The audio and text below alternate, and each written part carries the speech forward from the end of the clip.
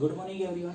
तो ये आपके एसएसटी चैप्टर 7 का फर्स्ट लेक्चर है। देखिए अभी 6 लेसन जो है हमने ड्रॉप किया बिकॉज हम जो इसमें सीक्वेंस के हिसाब से जो है सीरियल वाइज नहीं पढ़ते, इसमें जो है चैप्टर वाइज के अंदर जो अलग अलग आपके पोर्शन बटा है ना, जैसे कि जियोग्राफिक है, हिस्ट्री है। तो ये हिस्ट्री का आपका फर्स्ट चैप्टर है ना, ऐसा मान लीजिए आप, जिसमें चैप्टर 7 दिया गया है, लेकिन एक्चुअली आपके हिस्ट्री का फर्स्ट चैप्टर है। इस लेसन के अंदर हम पढ़ेंगे the first freedom struggle of 1857। देखिए फर्स्ट का मतलब होता है पहला, फ्रीडम आज़ादी के लिए, स्ट्रगल का मतलब होता है परेशान होना, जद्दोजहद करना है या समस्याओं का सामना करना।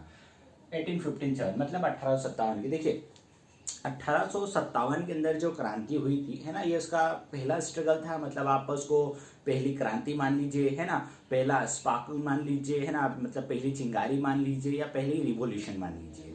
आगे आपके लेसन में देखिए है ना, the first freedom struggle of 1857 is considered as the glorious revolution event in the history of India. देखिए अब यहाँ पर दो वर्ड आए, कंसिडर। कंसिडर का मतलब होता है समझना। ऐसा समझा जाता है कि जो पहला जो 1857 की जो क्रांति थी है ना, रिवॉल्यूशन का मतलब होता है क्रांति। तो ये जो रिवॉल्यूशनरी इवेंट का मतलब होता है, आप ये मान के चलिए कि आप बोलते हैं ना कि हमारे घर में आज शादी का फंक्शन है या शादी का जो है वो चल रहा है, माहौल चल रहा है, तो इवेंट का मतलब आप समझ लीजिए घटना या उस समय का चलने वाला क्रम। तो जो 1857 की जो क्रांति है ना, वो पहला ऐसा रिवॉल्यूशनरी इवेंट था, मतलब पहली ऐसी क्रांति थी जिसको ग्लोरियस मतलब जिसको बहुत बड़े रूप में माना जाता है, कंसिडर ऐसा समझा जाता है। इन the history of India, history का मतलब होता है इतिहास, ऑफ इंडिया भारत के। The revolutionaries of 1857 was first armed revolutionary. देखिए अब आर्म का मतलब क्या होता है, armed.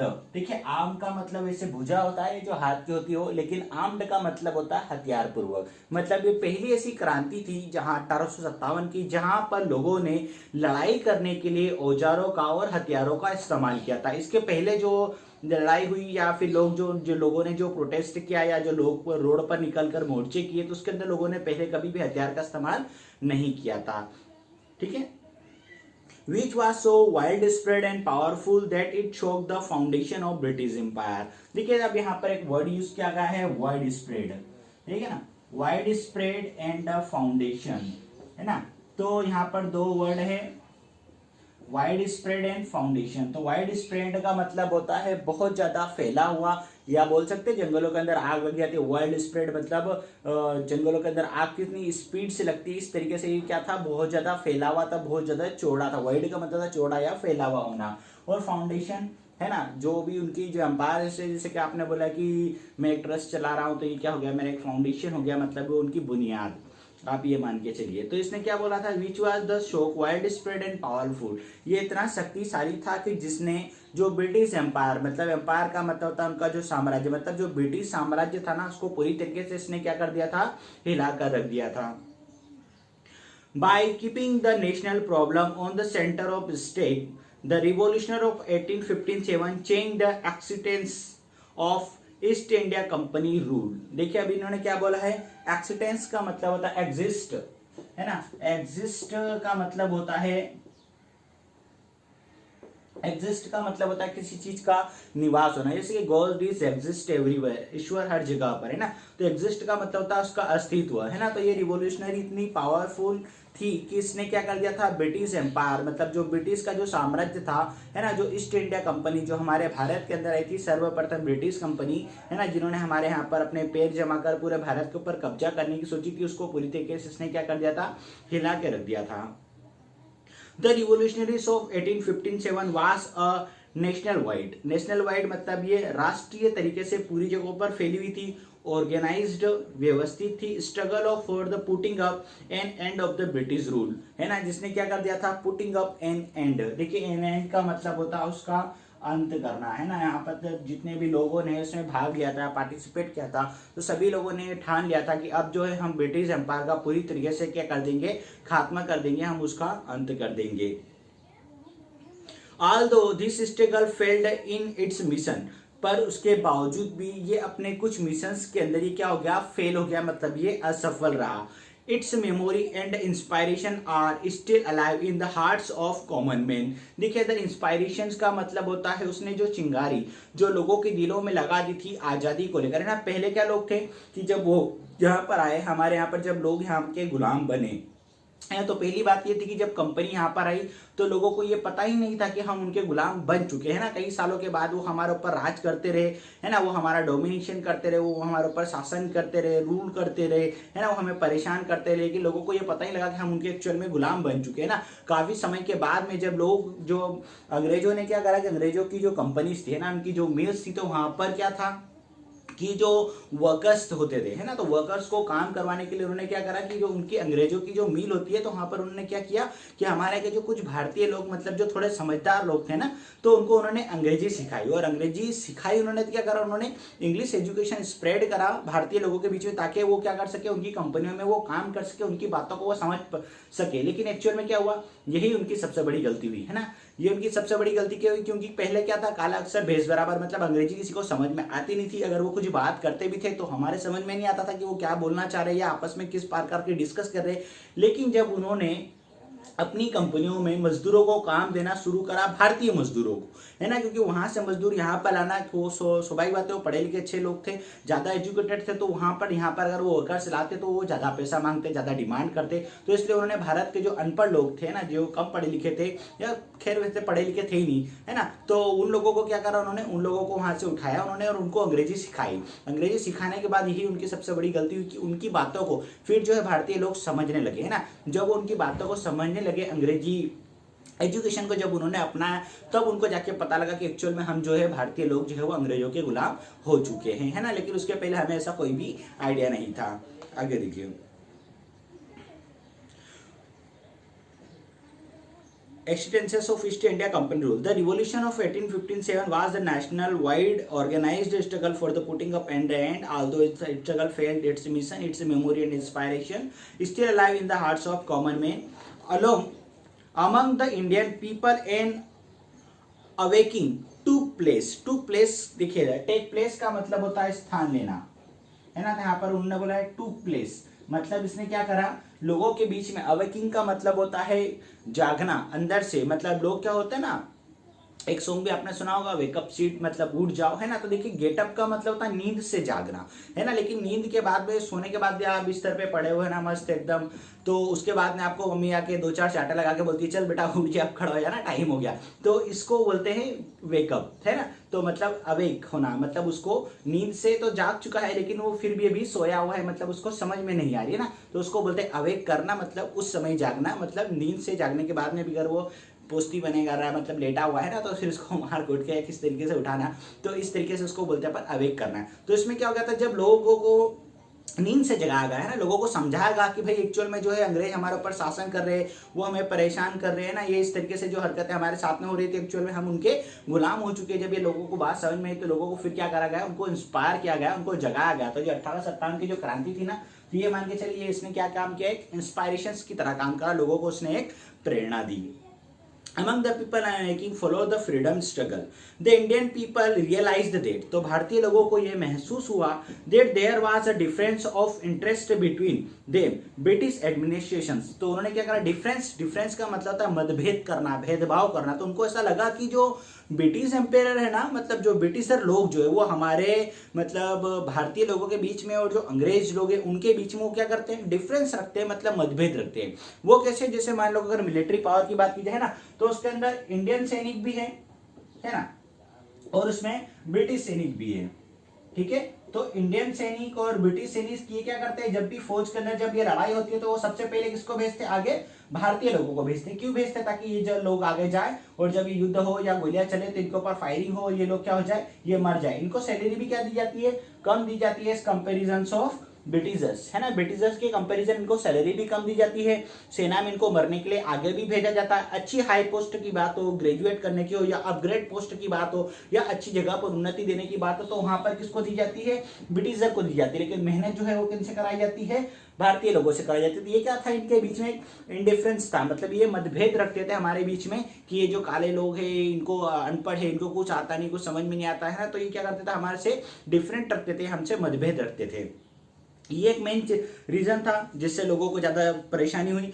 The end the Britishers would never allow Indians to grow their own interest. मैंने अभी आपको बताया कि वो जो क्या करते थे, वो उनको आगे नहीं बढ़ने देते थे किसी भी काम के अंदर। The Indian also realise that the until they themselves don't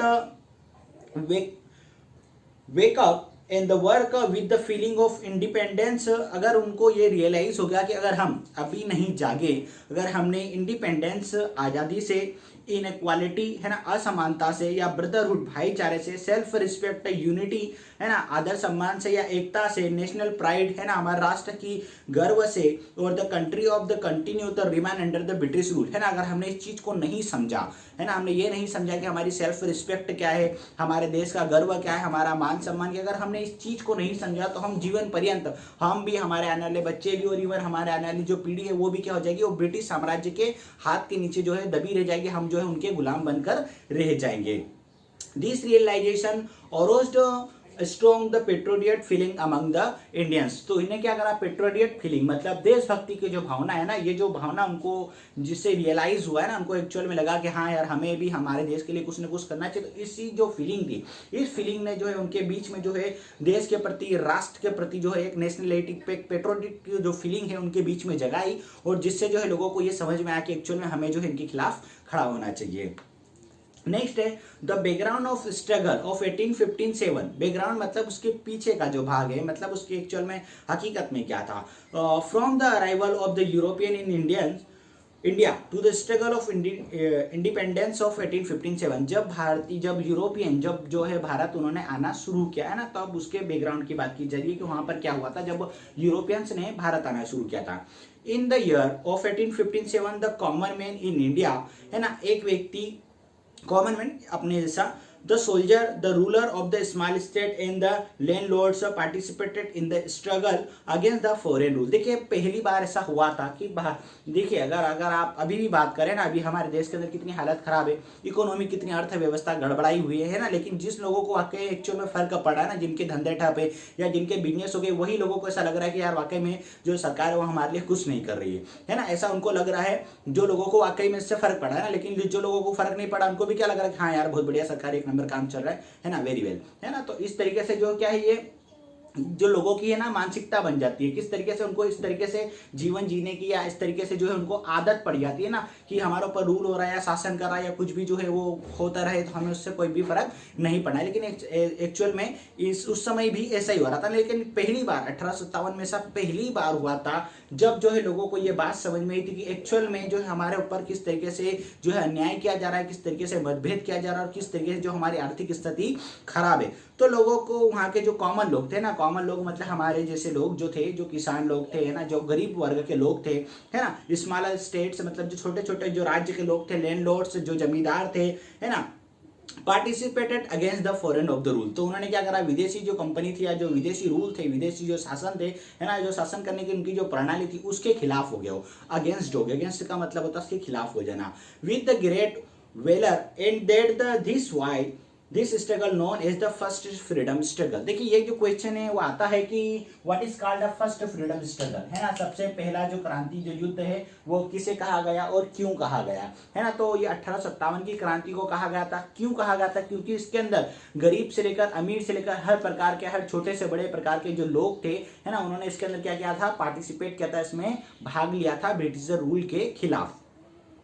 आगे देखिए, the events of 1857 were the first spark which kindled the freedom struggle. ये पहला ऐसा इवेंट था है ना जिसने क्या कहा था, फर्स्ट स्पार्क। स्पार्क का मतलब होता है चिंगारी लगा देना, जो लोगों के बीच में बोलते हैं ना, क्या अगर आप देखो कि आपका नेशनल प्राइड है या किसी व्यक्ति ने आपके देश को गाली दे दी, आपको बुरा भला कर दिया या आपके देश को बुरा भला कर दिया, तो व्यक्ति को अपने बारे में इतना बुरा लगता, लेकिन कोई देश के बारे में कहते सब कैसे कर दिया, हमारा भारत महान है, ये वो। तो इस प्रकार की जो भावना है ना, ये लोगों के बीच में जागी कि एक्चुअल पहले उनको रिस्पेक्ट नहीं थी, उनको समझ में नहीं आता कि नेशनलिटी क्या होती है ना, इक्वालिटी क्या होती है, हमारी सेल्फ रिस्पेक्ट क्या होती है। लोग जैसे जी रहे थे है ना, 200-400 रुपए की जो भी उनको काम करना था, उस समय की जो दाड़की फैले थे नहीं मिलते थे, कम मिलते थे है ना, लेकिन जो भी वो दाड़की कर रहे थे उसमें अपना जीवन काट रहे थे, बढ़िया मस्त से रह रहे थे ना। लेकिन जब उनको समझ में आया कि एक्चुअल में देश का गर्व क्या होता है, हमारा गर्व क्या होता है, हमारी सेल्फ रिस्पेक्ट क्या होती है ना, जब ये बातें उनको समझ में आई, एक्चुअल में जब उनको लगा कि हाँ यार सम्मान नाम की भी कोई चीज होती है, देश के गर्व के नाम की भी कोई चीज होती है, तो लोगों के अंदर क्या होगा, एक हिंसा भर गई, गुस्सा भर गया है ना कि हम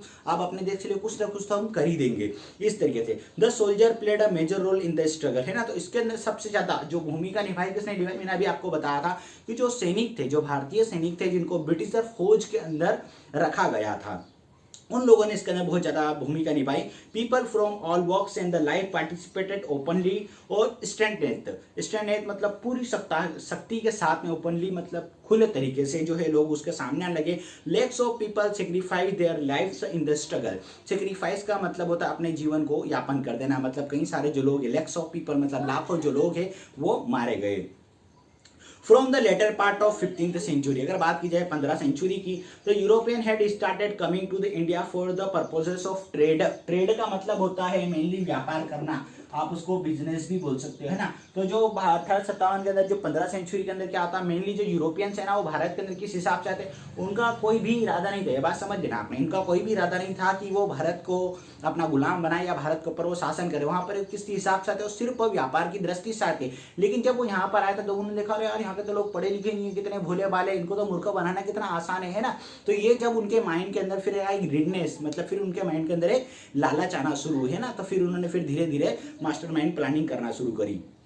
the companies which established their trade center at the various part of India, है ना। तो कुछ सेंटर थे, है ना, वो जो कुछ मेन कंपनियां थी जो भारत के अंदर आई, जिन्होंने अपना जहां पर इस्टेब्लिशमेंट मतलब स्थापना करी। तो पहला था आपका पुर्तगाल जो है भारत के अंदर आए, हॉलैंड ये लोग भारत में आए, इंग्लैंड और फ्रांस, ये कुछ 3-4 जो अलग अलग बड़े देश के जो लोग थे, है ना, जो हमारे भारत के अंदर आए, बड़ी बड़ी कंपनियां आप समझ लीजिए इनके देश की, जो हमारे भारत के अंदर, जिन्होंने यहाँ पर सिर्फ व्यापार की दृष्टि से यहाँ पर भारत के अंदर आना शुरू करा।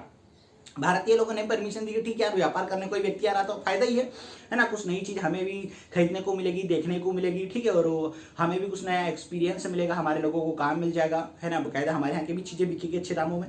और this trade centers were mainly situated in the coastal areas, they are called foreign factories. देखिए अब ये कौन से स्थान पर, कोस्टल एरियाज मतलब आप बोल सकते हैं कि वो जो स्थान जो कहाँ पर था, जो नियर सी और, है ना, ओशियंस, मतलब वो स्थान जो कहाँ पर थे, समुद्र के पास में थे ना, जो स्थान समुद्र के पास में थे, जहां पर आना जाना किसी भी देश से जहाजों से आना बहुत ज्यादा आसान था, ऐसे स्थानों पर जो क्या करे, इन सभी कंपनियों ने आना जाना शुरू किया। क्योंकि देखो पहले रोड इतने डेवलप्ड नहीं थे, है ना, एरोप्लेन की इतनी सुविधाएं नहीं थी कि हर व्यक्ति हर जगह पर आ जाए, तो बहुत बात की बात है ना। तो पहले लोग क्या करते थे, सिर्फ जो है जहाजों से यात्राएं होती थी, जहाजों से लोग जो क्या करते थे, एक देश से दूसरे देश पर जाते थे, है ना, और वहां पर वो क्या करते थे, बिजनेस करते थे, व्यापार करते थे, अपना सारा जो कच्चा माल है, रॉ मटेरियल से वो जहाजों से ही इधर से उधर इंपोर्ट या एक्सपोर्ट किया जाता था। तो आगे देखिए, these factories were fortified in the order to protect them for the rival companies or attacked. These companies used to buy commodities from India which were either scarce or not available in Europe, or used to export to earn a higher profit. These reasons caused a mutual और rift between the companies. अब देखिए यहाँ पर एक बात को समझिए कि ये जो कंपनी थी इनको क्या जरूरत थी, है ना, इतना सारा डीजल या इतना सारा कोयला है, जो भी जिस भी तरीके से उनको इतना सारा खर्चा, इतने सारे लेबर्स को भारत के अंदर लाना और भारत में लाकर फिर यहाँ से चीजों खरीदना, तो क्यों वो भारत में आए, क्यों इसलिए आए, क्योंकि यहाँ पर कुछ ऐसे रॉ मटेरियल, भारत को शुरू से ही खनिज पदार्थों का जो है महान देश के नाम से जाना जाता है। यहाँ पर हर एक प्रकार के विटामिन, खनिज, जड़ी बूटियां, हर एक प्रकार की चीज जो यहाँ पर भरमार है ना, किसी भी चीज की कमी नहीं है भारत के अंदर, क्योंकि यहाँ पर जंगल बहुत सारे, और जंगलों के होने के साथ साथ यहाँ पर हर एक प्रकार की जो चीजें वो पर्याप्त मात्रा में मिल जाती है ना। तो जो मेनली यही एक कारण था, तो इसलिए वो जो विदेशी कंपनियां भारत के अंदर, ताकि वो यहाँ की जो चीजें उसको वो खरीद सके जो यूरोप में नहीं मिलती, है ना, जो चीजें वहां पर नहीं मिलती, यहाँ का जो क्लाइमेट है वो सूटेबल नहीं होगा उन चीजों को उगाने के लिए, तो जो चीजें वहां नहीं मिलती उसके लिए वो भारत में यहाँ पर आए और उनको यहाँ से खरीद कर वहां पर लगे ऐसे रॉ मटेरियल, है ना, और फिर उसको उन्होंने मैन्युफैक्चर वहां पर किया, और उसको उन्होंने क्या करा, टू टेकिंग मोर बेनिफिट, मतलब उन्होंने खूब सारा पैसा कमाने के लिए जो है फिर उन चीजों का भारत से जो है उन्होंने इंपोर्ट करना या एक्सपोर्ट करना स्टार्ट किया। The British East India company was established in 1600। देखिए अब जो सब आपको पता होना चाहिए कि जो ब्रिटिश ईस्ट इंडिया कंपनी थी ना, वो भारत में 1600 ईस्वी में आई थी, है ना, ये आपको पता होना चाहिए। to earn more and more profit through the trade and was the main aim to company।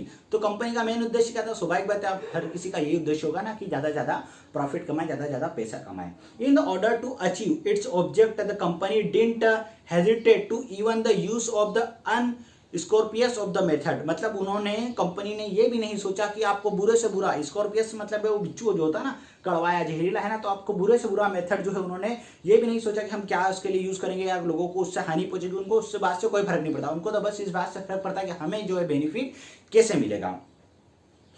Next, Surat was the first place to be developed in the trade of the centre of the East India Company. देखिए सूरत जो थी वो पहली जो place थी जहां पर जो ईस्ट इंडिया कंपनी ने जिसको व्यापार के हिसाब से उसको डेवलप किया था। डेवलप का मतलब होता है उसको बोल सकते हैं कि विकसित कर देना, अच्छा बना देना, बढ़िया सा कर देना, ठीक है, इस तरीके से। Next, the following week the company establish its main trade center in the Bharuch. ये प्लेसेस के नाम है जहां पर जो कंपनी ने अपने मेन सेंटर से बनाए थे अपने आप को डेवलप करने के लिए। तो पहला था भरूच, इलाहाबाद, आगरा और मछलीपट्टनम, मद्रास, कलकत्ता, बंगाल आप बोल सकते हैं, और एंड मुंबई, है ना, जिसको आप बॉम्बे भी बोलते हैं। तो ये कुछ प्लेसेस थी जिसको जो है मेनली तरीके से मेन सेंटर से बनाए गए थे अपनी कंपनी को डेवलप करने के लिए, क्योंकि यही बड़े बड़े स्थान थे जो समुद्र के आसपास लगे हुए हैं, है ना। By the end of 17th century, है ना, 17th सेंचुरी मतलब 17वीं शताब्दी के अंत होते होते the British East India Company began the aspirations for the political foothold in India. तो उन्होंने क्या कर दिया, देखिए political foothold, foothold का मतलब क्या होता है?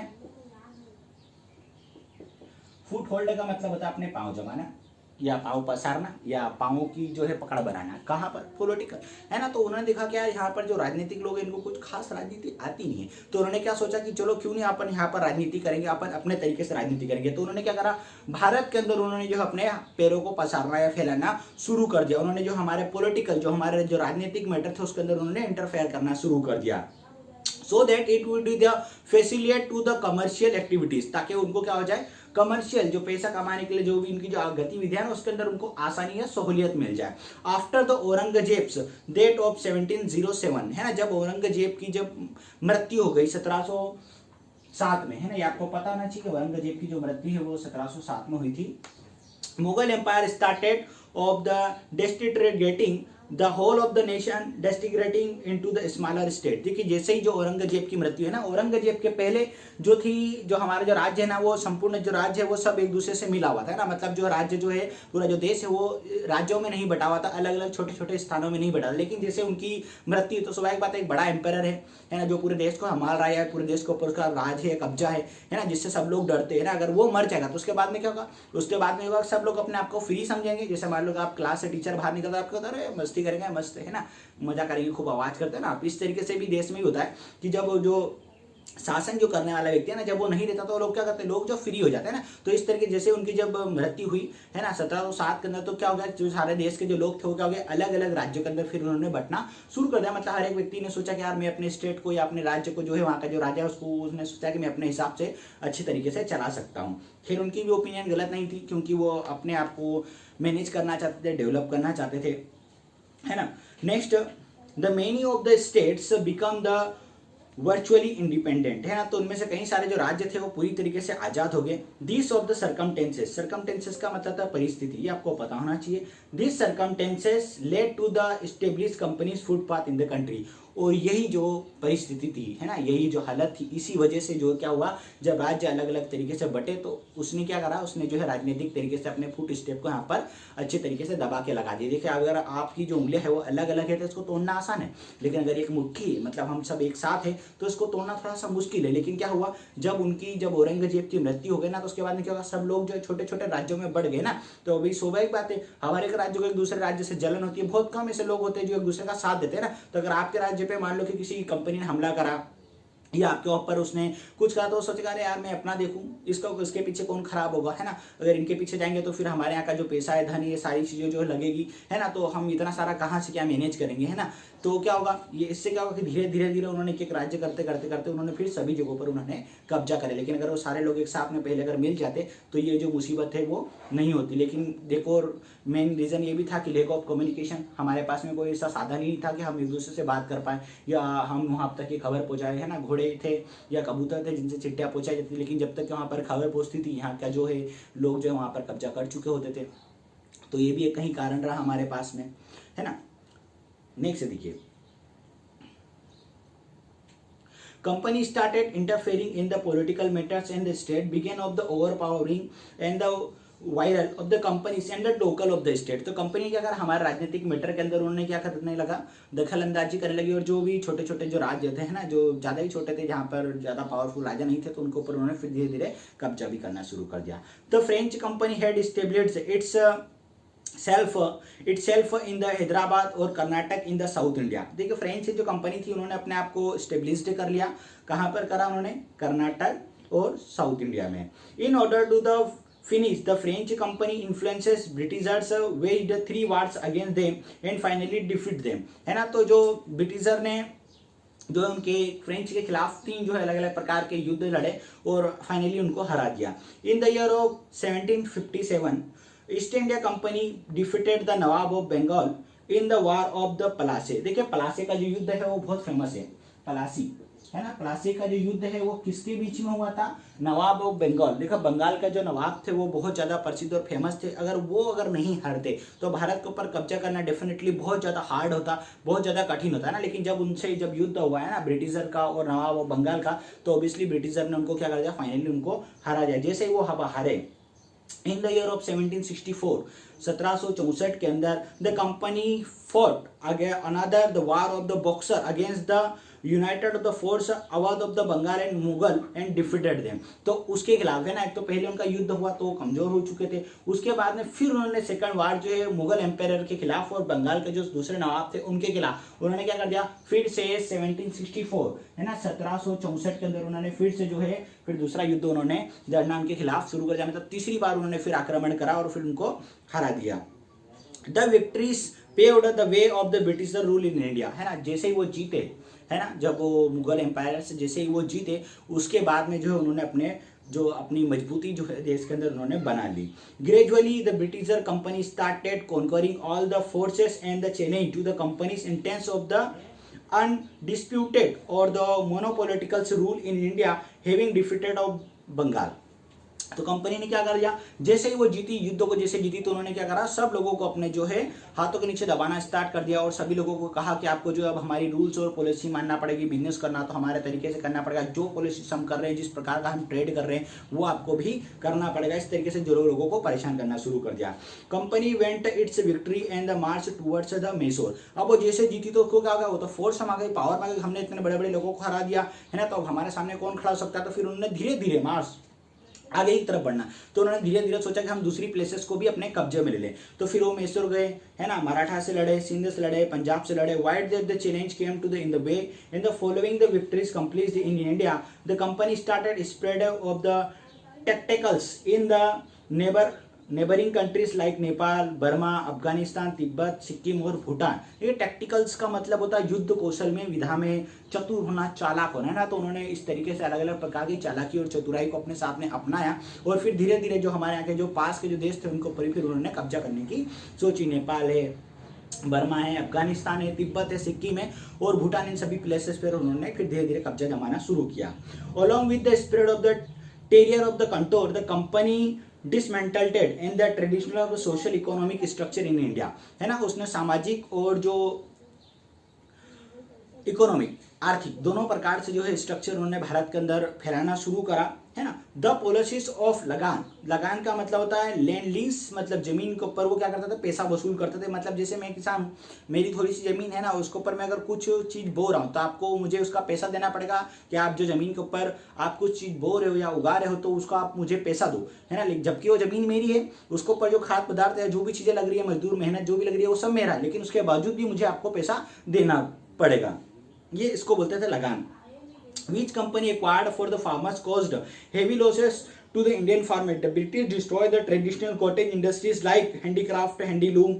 As the result, wealth of the started towards the England. देखिए अब उन्होंने क्या करा कि हमारे यहाँ के जो मेन क्या है, देखिए कोई भी व्यक्ति अपना घर परिवार जो चलाता है तो उसके लिए क्या होता है, सबसे बड़ी चीज होती है उसका बिजनेस, मतलब उसका पैसा, कि उसकी जो इनकम है वो कहाँ से आ रही है। तो लेकिन उन्होंने क्या करा, उन्होंने सबसे पहले किसानों को परेशान शुरू करा, क्योंकि सभी को पता है कि भारत के अंदर जो 70 to 18% ना, पहले बात ली जाए तो 18 to 90% जो लोग थे वो सारे किसान थे। दूसरा उनको कुछ आता भी था, दूसरा बिजनेस करते भी थे, सभी अनपढ़ थे ऑलमोस्ट, है ना। तो अधिकांश जो लोग जितने भी अनपढ़ थे सभी जो है किसान थे, खेती करते थे ना। तो उसके अलावा उनको कुछ बिजनेस आता भी था, सीधे साधे भोले वाले लोग थे, है ना। तो उन्होंने क्या करा, सबसे पहले उनके अंदर लगान लेना शुरू करी, है ना। उनसे जमीन का जो है लीज लेना शुरू करा, उनसे खूब सारा पैसा लिया, ताकि जो है अब वो व्यक्ति पैसा नहीं भर पाए, जब उनसे उधार ले, है ना, जब उसका बेनिफिट नहीं हो, मान लो बारिश ठीक से नहीं हो, कुछ भी रीजन रहा हो, तो क्या करते थे ब्रिटिशर उनकी जमीन को हड़प लेते थे ना। तो धीरे धीरे इस तरीके से उन्होंने सारी जमीन को फिर अपने कब्जों में लेना शुरू कर दिया।